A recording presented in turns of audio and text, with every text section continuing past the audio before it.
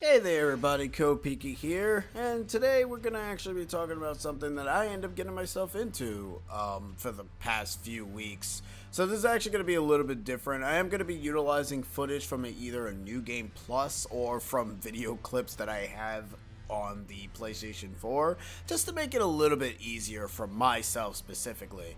So throughout the week, I've actually decided to buy Elden Ring, a FromSoft game. I'm not really too familiar with the Dark Souls or Bloodborne or Demon Souls or what have you games, but I am familiar. I'm familiar and know about what they're about. Like, they're difficult, they're hard.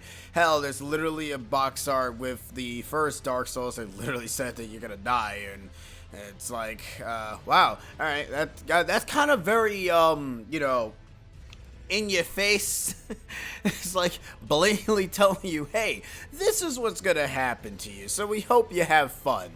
But no, I've actually tried out the new game from FromSoft, which is known as Elden Ring. And I have to say, my experience with that has been phenomenally exciting. It was fun, it was exhilarating, it was frustrating, it was just a time and a half that I myself am glad that I decided to step out of my comfort zone to just get my feet wet in this type of series where it's like, it's ball bustingly hard, but it's doable. So the difference that took me by surprise with Elden Ring was how big the worlds were, even though theoretically when I'm replaying the game in New Game Plus, it's actually not that big. It's kind of really small. Like, your first time when it comes to these open world type of games is that, the world seems big, but then you kind of replay it again and it's just really, really small. That seems to happen a lot when it comes to open worlds. But yeah, that's another thing. Elden Ring is a open world game, so those who have played like Dark Souls or Bloodborne will basically have the ability to find ways of defeating their opponents in very random ways or cheatish ways, or being able to just run away if you don't end up liking an enemy. Hey, sometimes you really don't want to fight a certain particular enemy. You just want to just leave it behind. So that's kind of the other thing that made me like Elden Ring a little bit more, and it was a bit more comfortable for me to get into. Personally, I would have liked to probably end up understanding a bit of the mechanics a bit more, even though I watched videos here and there. It wasn't really that much different, to be fair, because watching the videos and playing the game are two different things. Hell, I got my ass kicked here and there, especially against like the very first boss, which was very funny and sad because I can't dodge for nothing, let's be real. I played as an astrologian, which was the first class that I utilized throughout the majority of Elden Ring, because I like magic and I like, fighting things from range and not being up close to enemies. Little did I know that the game actually does end up punishing you a lot for utilizing magic, because sometimes some enemies are not that dumb to just let you spam their spells. They will actively dodge you and goad at you to, see if you can have the capabilities of beating them down. Some bosses you can cheese with magic, and some bosses you can't. There's this one move that, you can just obliterate enemies without any worries, and trust me, I've only used that move probably once or twice, probably like 5 times or 4 times, I don't really know. So playing as the magic user was fun because there's actually 2 magic stuff that you can get. There's sorceress and there's incantations. 2 of these are different in terms of playstyle. Incantations is more so supposed to be more supportive and ends up enhancing your weapons and whatnot, while sorceress is more direct, where you're utilizing your offensive spells to kill your opponents.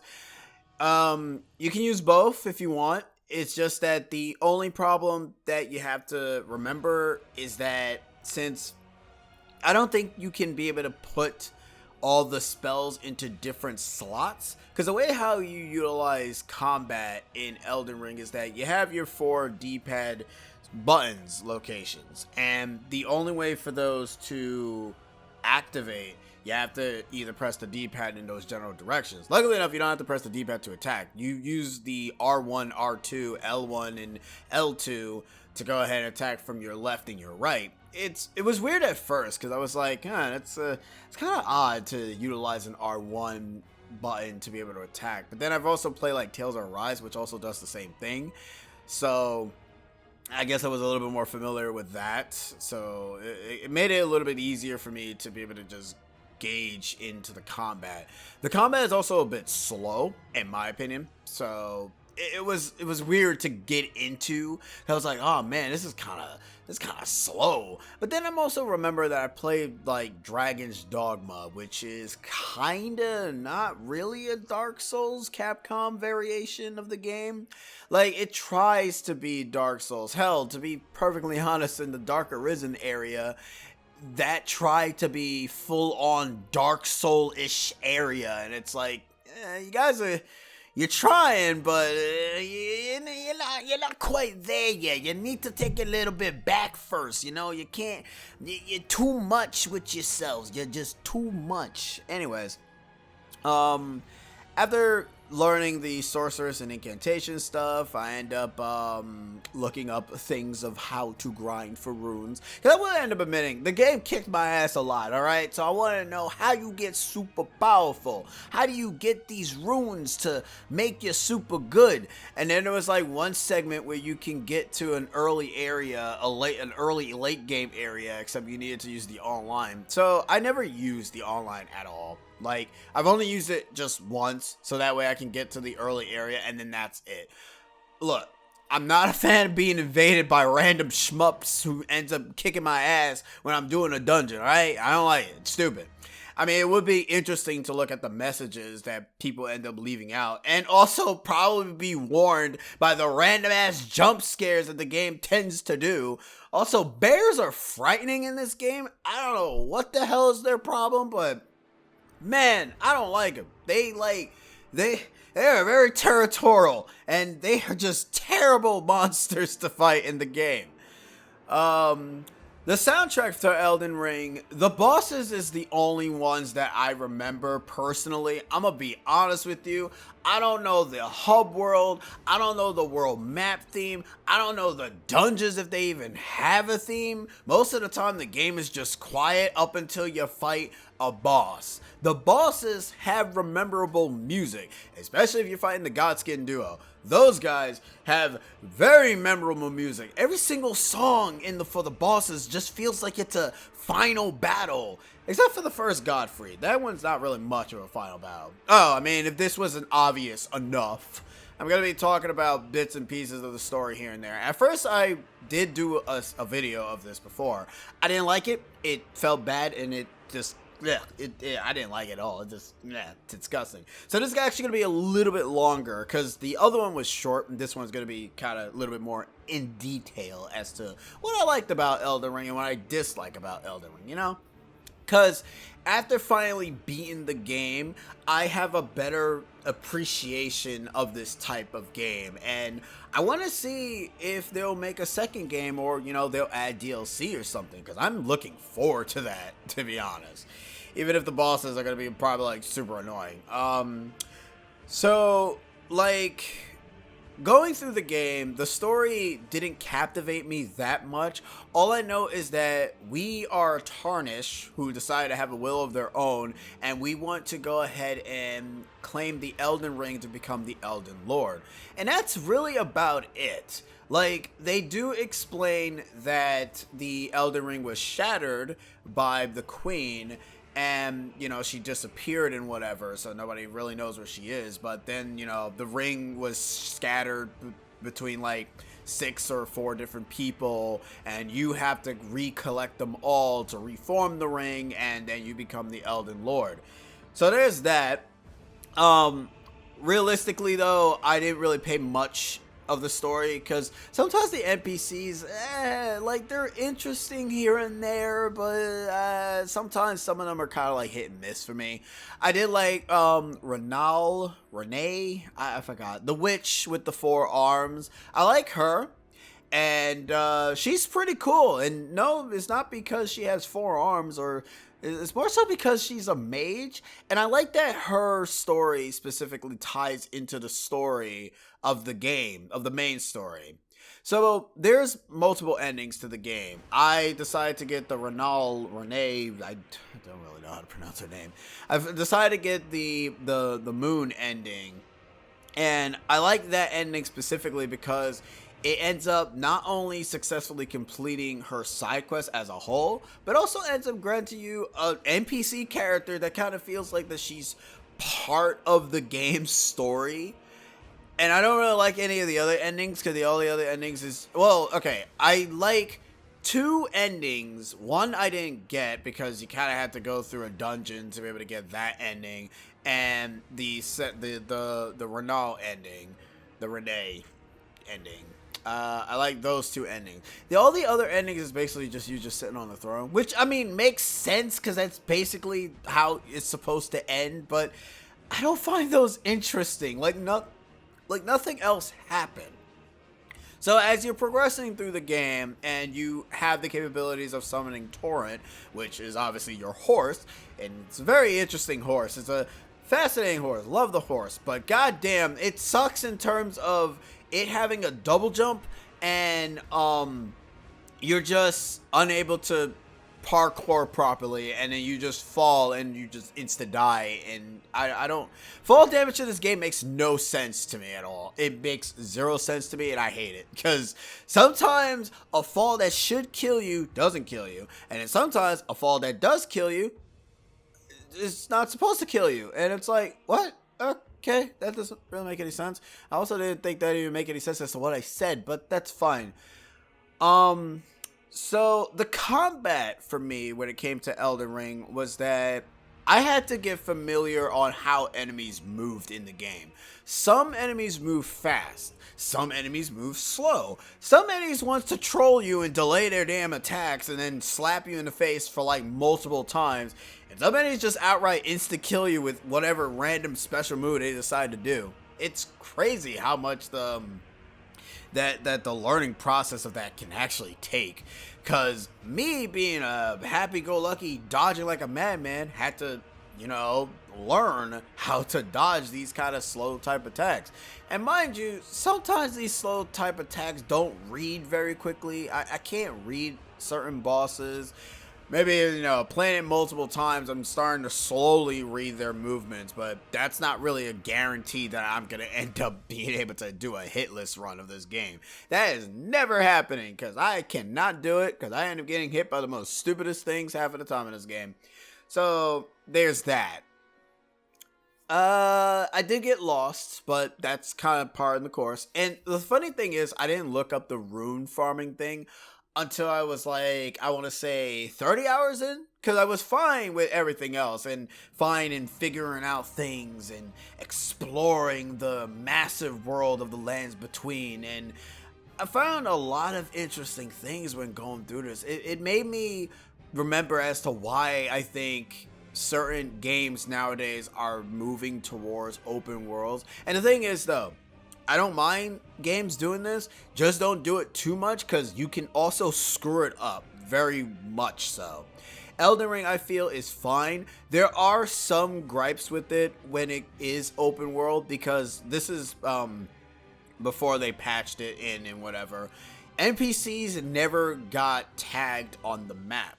So if you talked with them, they never actually appeared on the map. This was a criticism for when the game first came out, where people said that it's kind of like impossible to track certain side quests or certain people, so you had to go ahead and like look up a guide and whatnot. Hell, what's even more interesting is that Elden Ring itself, as a lore heavy game, is similar to most games that ends up telling its story in a very short burst.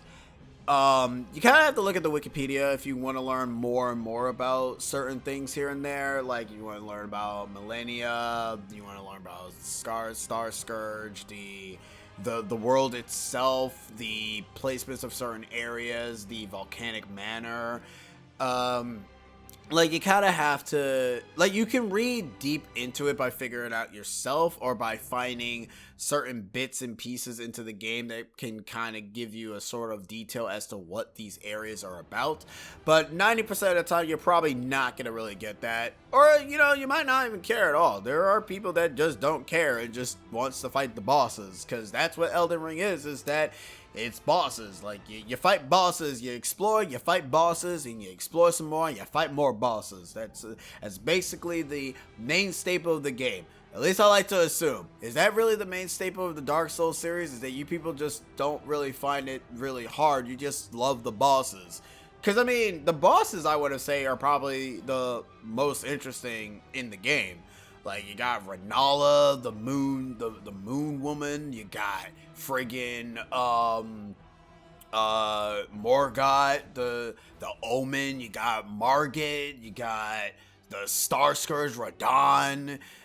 God, Radon, I love that dude. They nerfed him because apparently his attack speed was a lot faster, which is hilarious. Like, I love when he gets to the second phase, and then when he comes crashing down, and the music just pumps you up like, damn, he's back, and you gotta kick his ass, or else he's gonna kick your ass, and it just feels so satisfying when you kick his ass too. There are a lot of bosses that were hard to face, and me being a magic user, I try to play as a melee user in the game. For whatever reason, I can't do it. Like, interestingly enough, I looked up a magic sword that I can utilize, and it was called I think the Night and Fire sword, I think it was called. And that sword I took with me throughout the majority of the run, for the most part. Sometimes I kind of stopped using it because it didn't really do much. They nerfed that sword to the ground, but I still utilized it anyways, even though at first I didn't know it was nerfed until I looked up comments on Wikipedia, and people says like, oh, this sword is nerfed, oh, this sword sucks now. And I mean, it kind of does, like, it does in terms of attack power now, and the range of the fire move is not as large as it used to be back before they patched it.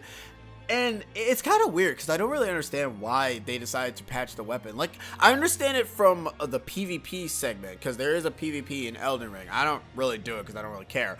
But for PvE, I don't really understand. Like, Final Fantasy 14 kind of does this, where they increase increments of attack strength for PvE stuff, but they also decrease or increase stuff for PvP. I kind of feel Elden Ring can kind of learn from that, where it kind of more so keeps the stats for the game for the PvE section, but change some stuff for the PvP.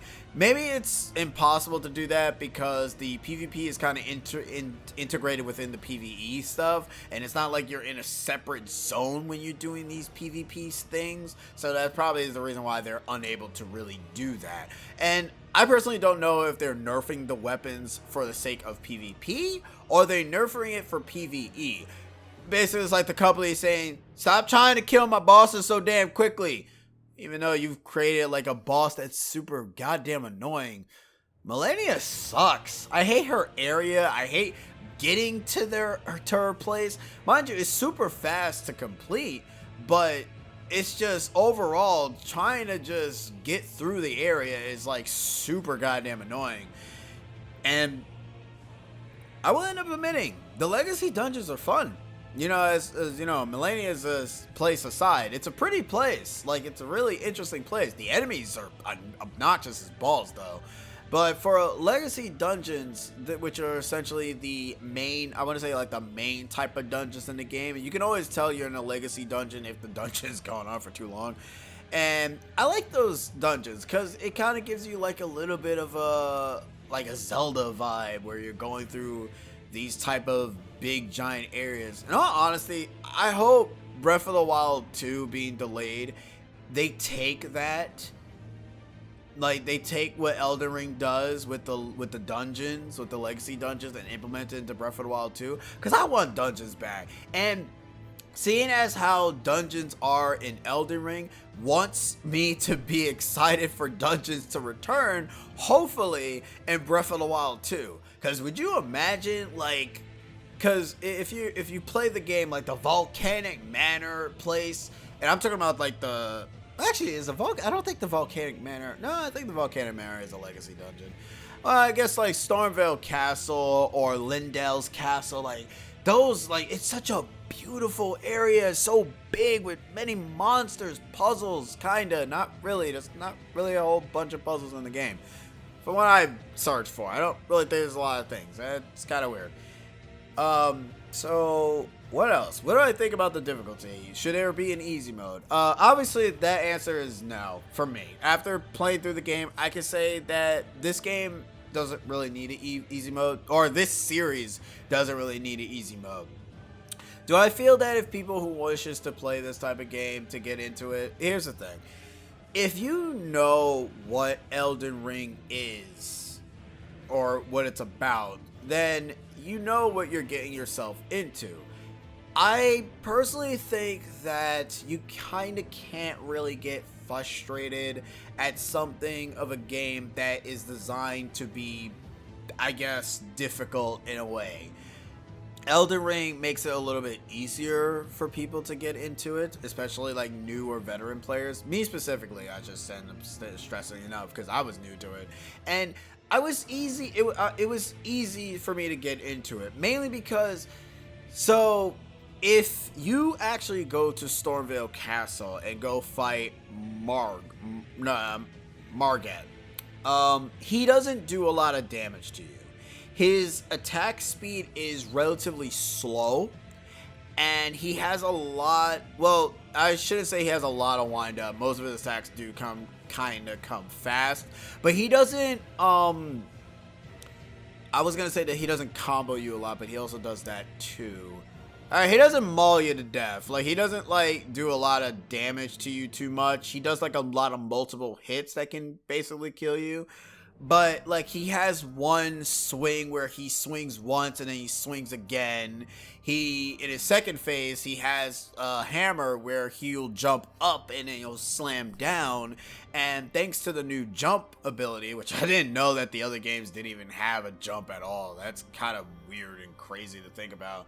But when he jumps in the air and he slams the ground, you can either dodge roll into it or you can jump from it so you won't get caught by the shockwave. Because there are like some bosses that have like moves that are more so pertain of you dodging through jumping, and then there are some moves where you have to dodge into it so that way you can use your iframes to not get hit.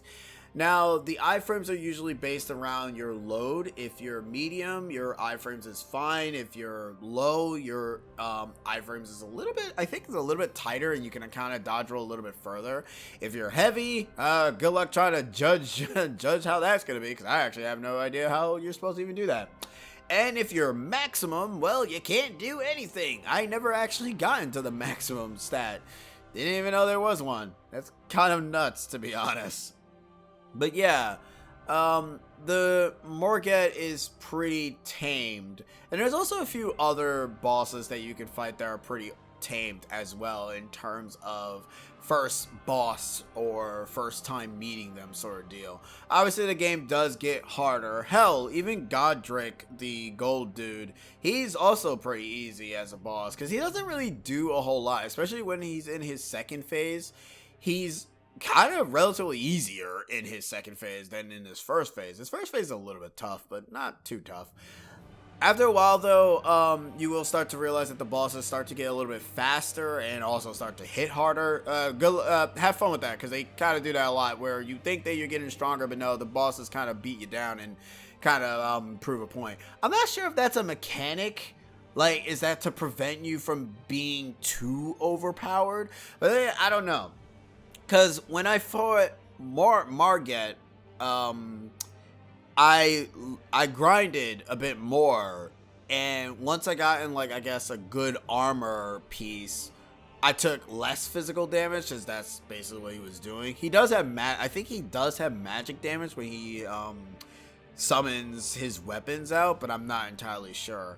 So that's a thing to end up realizing, that you can go places before fighting the main bosses, and That's another thing. Like, there are main bosses. You can't get to Lindell until you have defeated 2 out of the 4 bearers of the... You need, like, 2 great runes to be able to get into Lindell's castle.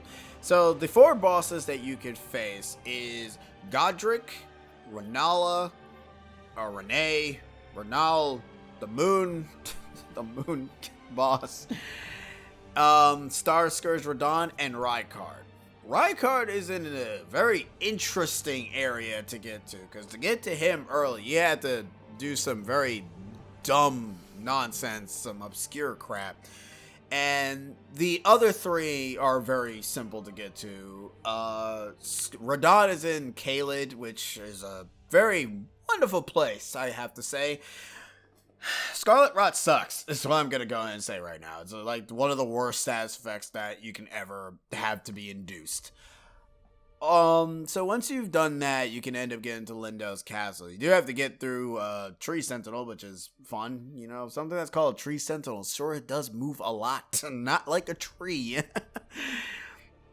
What else did I do? After, like, facing against Morgoth, the game kind of railroads you to the end.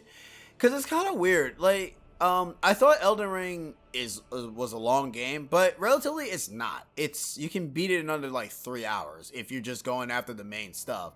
You do prep up for like an hour, which is basically trying to get your gears up to be able to go ahead and one-shot bosses. Well, not really one-shot them, like do enough damage to be able to kill them quick. But no, you can beat the game in 3 hours, because the way how the story is that you get to Lindell's castle. Melania ends up helping you out with the Morgoth fight if you decide to take her with you.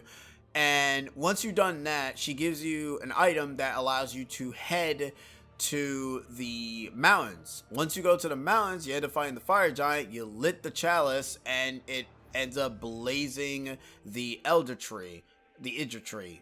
I don't really know. Is it called the Elder Tree? I don't know. But you blaze that up, then you end up going into Azula.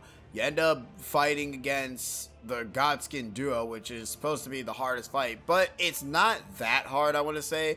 They're a bit more tamer than what they're referencing, because apparently they're referencing 2 other double fights in Dark Souls, which are infamous for being the hardest fight in a game, because you were more so used to just fighting 1 enemy, not 2. So when you fight 2, it's kind of like, what the hell am I supposed to do? But yeah, the Godskin duo, they're not that bad. Hell, funny enough, I actually fought one of them. I didn't fight the big one. I fought the skinny one.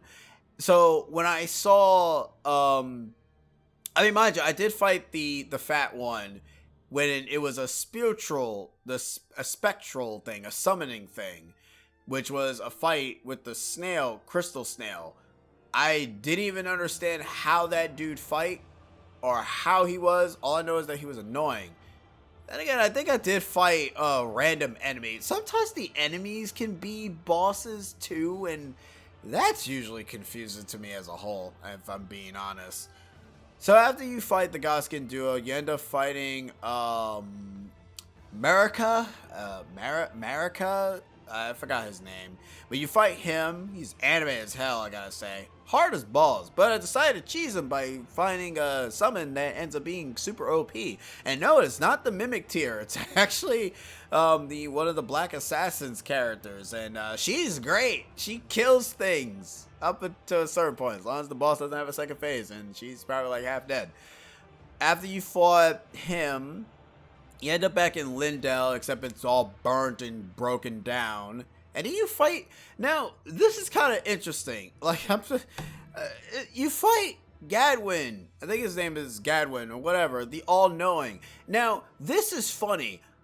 I didn't know that he was the dude that you find at the round table.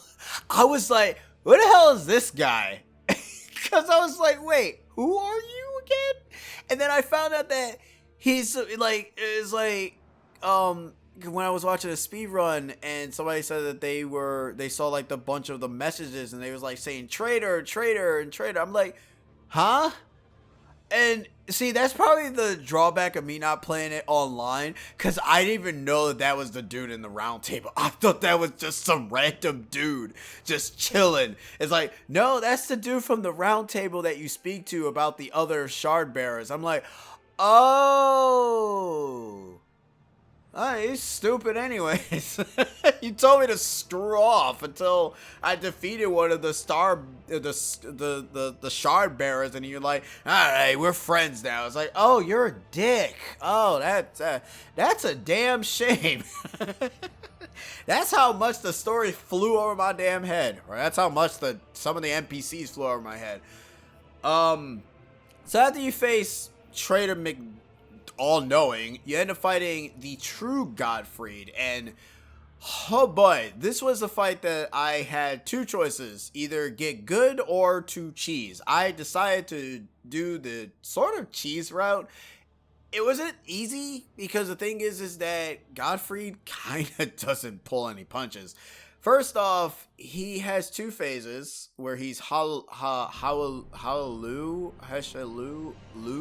don't really know how to pronounce the name. Hallelujah? No, I don't think it's Hallelujah. Lou, dude, he's a pro wrestler that he can do a lot of damage if he grabs you. But yeah, he was an interesting fight. He was difficult, but you know, he was pretty interesting. Not too much, but you know, until I changed it and shot him with a laser beam, it got easier, I guess.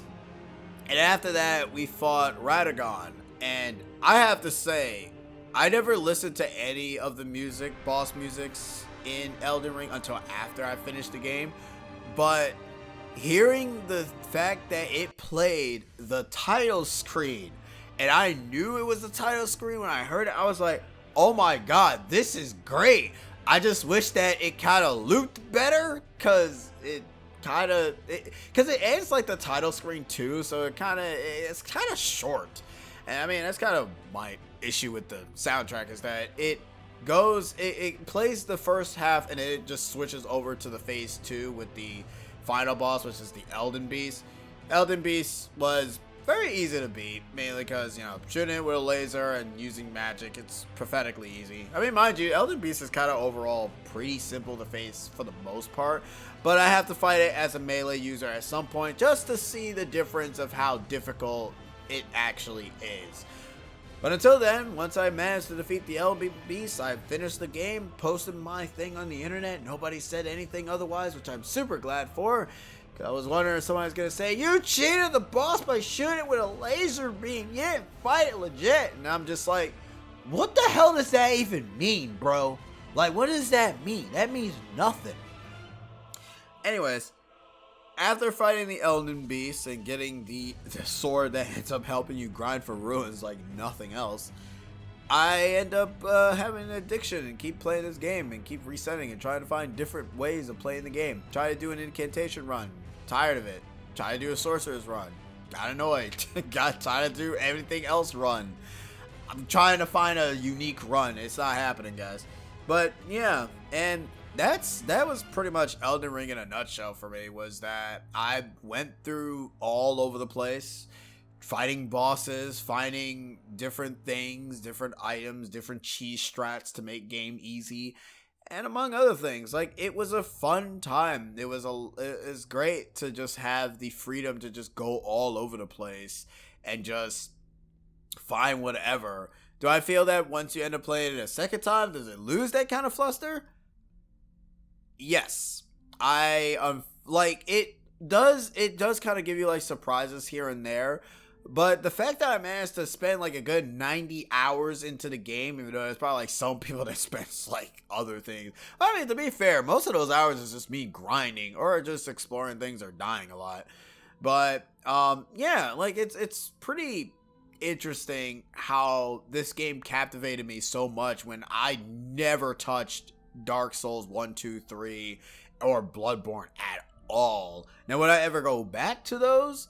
Not really. I don't really think that I don't really have any interest to really go back to it.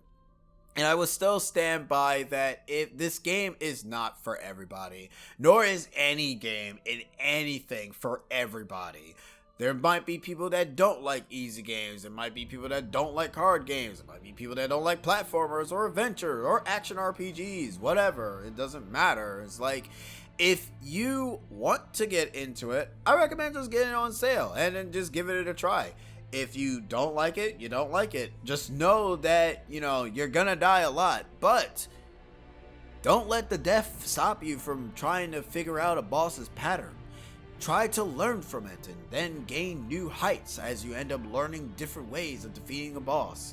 It's possible to do a lot of things in this game, and it's possible to end up successfully being powerful or being broken as balls and curve stomping the game. Would you feel sad if you curve stomping? I mean, that's on you. I don't really, if I'm super ultra powerful, I don't really care. Like look, these guys are like bigger than me. I want to be bigger too. It's called being badass and OP and just killing you in like 2 hits, alright? Like, I don't care. It's like, I'm being honest. Like, I can understand people's morals when it comes to I'm too powerful, game boring. Like, I don't really understand that mentality, if I'm being honest with you. I don't have that mentality. The only time I ever have that mentality, if it's really super broken. If the bosses can still kill me, they ain't broken.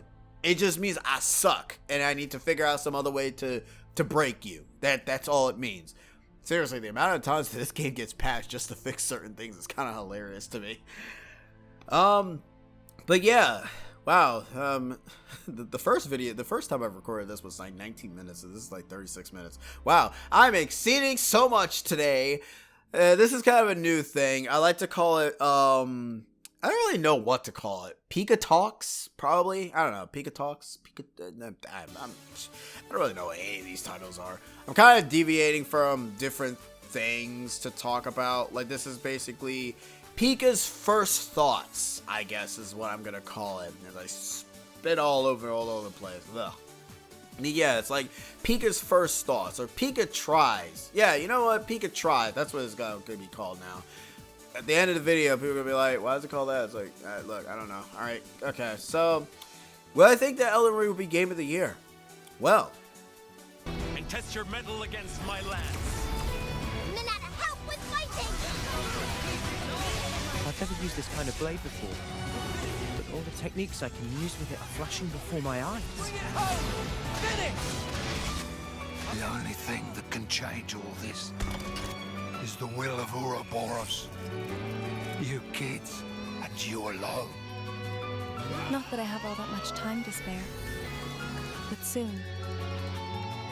Finding a path that lets us all live. I will make that my mission.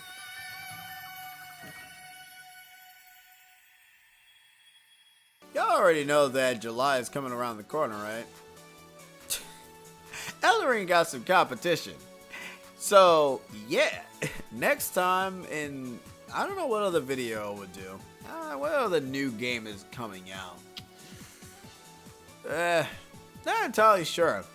Probably figure out when I end up getting my hands on it. I'm kind of going to also try to do something else, which I'll probably do more detail that later. Anyways, I've been Pika, and I'll be seeing you guys next time for whatever other random video I decide to do. Catch you guys next time. Have yourselves a wonderful day. Ugh, I can't end these right. Have yourselves a wonderful day, night, what have you, and enjoy your time. Laters.